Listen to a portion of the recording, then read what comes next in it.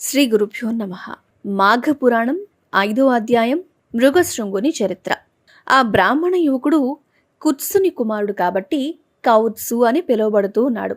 అతన్ని మృగశృంగుడు అనే పేరుతో కూడా పిలుస్తూ ఉంటారు.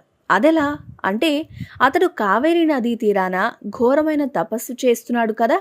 అప్పుడు అతడు శిలలాగా నిలబడి దీక్షతో తపస్సు చేస్తూ ఉంటే ఆ ప్రాంతంలో ఉండే మృగాలన్నీ కూడా జంతువులు వాటి యొక్క శృంగము అంటే కొమ్ములు అనమాట, ఆ కొమ్ములతో అతన్ని గీకేవట. అందుకే అతన్ని మృగశృంగుడు అనే పేరుతో పిలుస్తూ ఉండేవాళ్ళు. అలా అతనికి ఆ పేరు సార్థకమైంది. తరువాతది వివాహం చేసుకునే కన్య యొక్క గుణాలు. ఈ ఘట్టం చూద్దాం.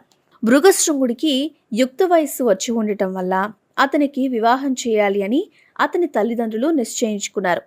ఈ విషయాన్ని మృగశృంగుడితో చెప్పారు. మృగశృంగుడు వాళ్ళ మాటలు విని ఇలా తెలుపుతూ ఉన్నాడు.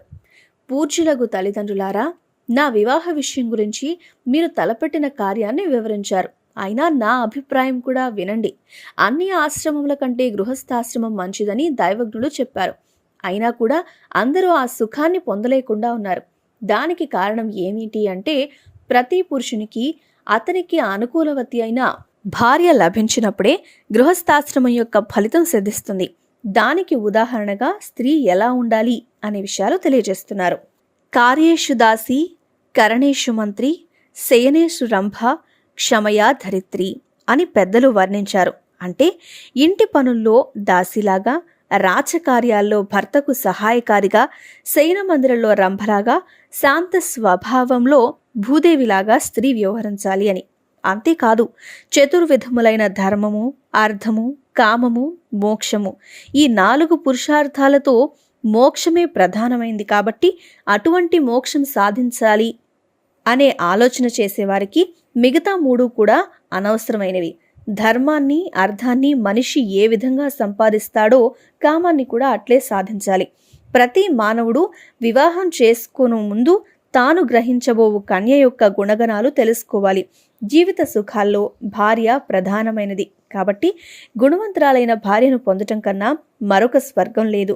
గుణవతి అయిన పత్నితో కాపురం చేస్తే ఆ సంసారం స్వర్గతుల్యంగా ఉంటుంది.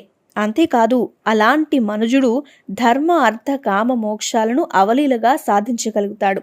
భార్య గయ్యాళి, వినయ విధేయతలు లేనిది అయితే ఆ భర్త నరకాల్ని పోలిన కష్టాలు అనుభవిస్తూ మళ్ళీ మళ్ళీ నరక కోపంలోనే వెళ్తూ ఉంటాడు. కాబట్టి పెళ్లి చేసుకోవడానికి ముందు స్త్రీని అనేక విధాలుగా పరిశీలించి వివాహం చేసుకోవాలి.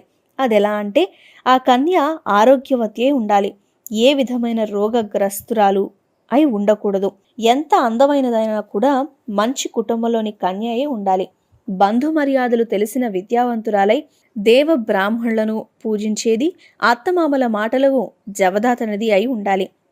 ఈ నీతులన్నీ ఇంతకు ముందే అగస్త్య మహాముని చెప్పి ఉన్నారు. కాబట్టి అలాంటి గుణవంతురాలైన కన్యనే ఎంచుకోవాలి. అయినా కూడా అదెలాగో సాధ్యపడుతుంది అని మృగశృంగుడు తల్లిదండ్రులతో తన మనసులో ఉన్న సంశయాన్ని తెలియజేశాడు. కుమారుని మాటలకు తండ్రి సంతోషించాడు. మళ్ళా ఇలా చెప్తున్నాడు. కుమారా, నీ మాటలు నాకు చాలా సంతోషాన్ని కలిగించాయి. వయసులో చిన్నవాడివైనా మంచి నీతులు నేర్చుకున్నావు. నీ అభీష్టానికి తగ్గట్టుగానే దీనదయాళుడైన శ్రీమన్నారాయణుడే తీర్చగలడు. భగవంతునిపై భారం వెయ్యి అని చెప్తాడు. ఇంతటితో 5వ అధ్యాయం పూర్తయింది. మాఘపురాణంలోని ప్రతి అధ్యాయాన్ని మీకు అందించే ప్రయత్నం చేస్తాం.